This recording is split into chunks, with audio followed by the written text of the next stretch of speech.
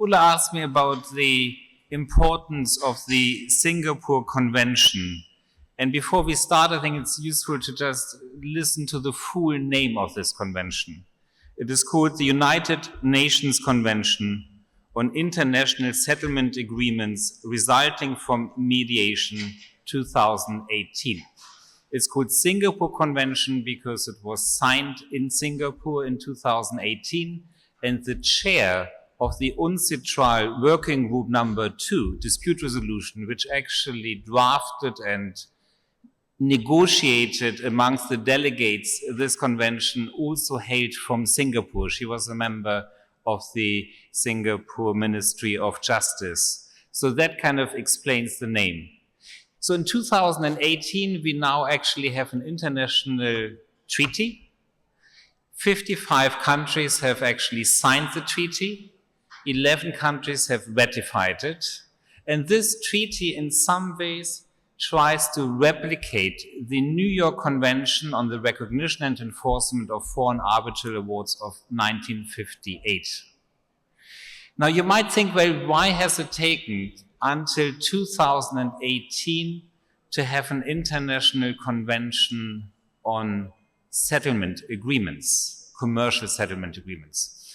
And I don't want to kind of bore you with a kind of long lecture on arbitration and mediation, but I think it is useful as just a little tiny piece of knowledge to take out of this workshop that until I'd say about 10 years ago, what is now referred to as mediation used to be referred to as conciliation.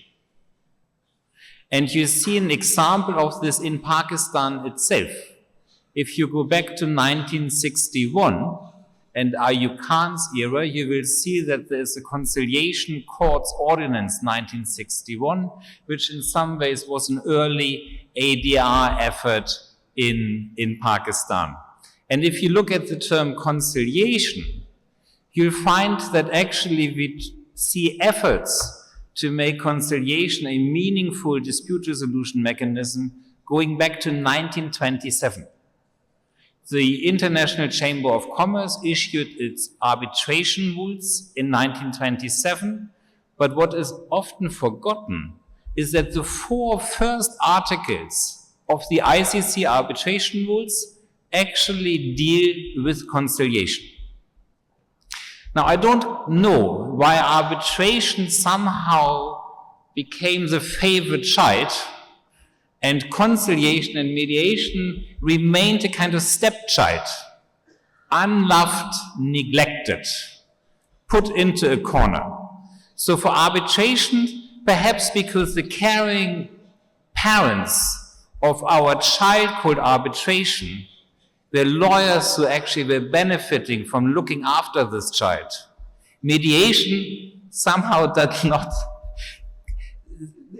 benefit from the same care. So for arbitration, we have an extraordinarily rapid development in terms of international treaty law, accessions, including, of course, incorporation into Pakistani law, whereas for conciliation and mediation, we basically initially have what we call soft law. In 1980, UNCITRAL issued conciliation rules which could be adopted by parties who wanted to settle their dispute by mediation.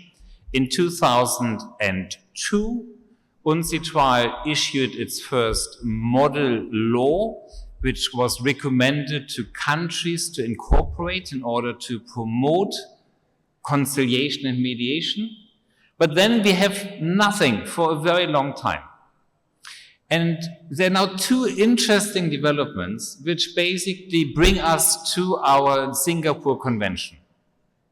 The first one is an American law professor called Stacy Strong, who writes an article trying to identify why mediation is the stepchild. And she says the only reason is the lack of cross-border enforceability of settlement agreements. If we address this issue, in fact, mediation is going to be internationally competitive. So she says we need basically a treaty like the New York Convention on Arbitration for mediation. In 2014, she published this article, and amazingly, Working Group 2 actually had spare capacity. It had just finished a big project, it took it on. The only other event in terms of 3 years of drafting history, which is interesting, and it is a very, very short drafting history. Normally, a convention takes many, many years to develop. The mediation Singapore Convention took just 3 years. And the decisive date was the 9th of February, 2017, when New York was totally closed down by a blizzard. Even the UN headquarters, where the negotiations were taking place, was closed. A Canadian delegate, Alan Stillett, assembled everyone and said, let's go to my law office, it's empty, and we will actually negotiate. A famous mediator was present, Michael Calipatti, King's Counsel, and he applied mediation techniques in order to basically get all the delegates on board to create a compromise, and it worked. With the next day, basically, the treaty had emerged. In 2018, it was adopted, and we now have the Singapore Convention. Now, what does the Singapore Convention do? Which kind of comes back to the second question. The Singapore Convention, basically in Article 3, which for our purposes is the most important one, creates a sword and a shield. The sword is a mediation agreement, a settlement agreement. It has to be commercial. Certain areas are excluded, like family, consumer, employment cases, which cannot be subject to the provisions of the convention. And once you have the settlement agreement, you can basically take it in a country which has signed and ratified the convention to the appropriate authority and basically execute it like an arbitral award. There are particular defenses to the enforcement, and we have little time, and you can just look at the text of the convention itself. Now the last question: would it be useful for Pakistan to join it? Well, it's an interesting question, because one of the biggest trading blocs in the world, the European Union, has not joined the Singapore Convention. And you might ask why? Well, the Europeans say that first of all, we have our own mediation law for the Union. Secondly, they say that in civil law countries, a mediation settlement agreement has to be notarized or made and subject to the order of a court.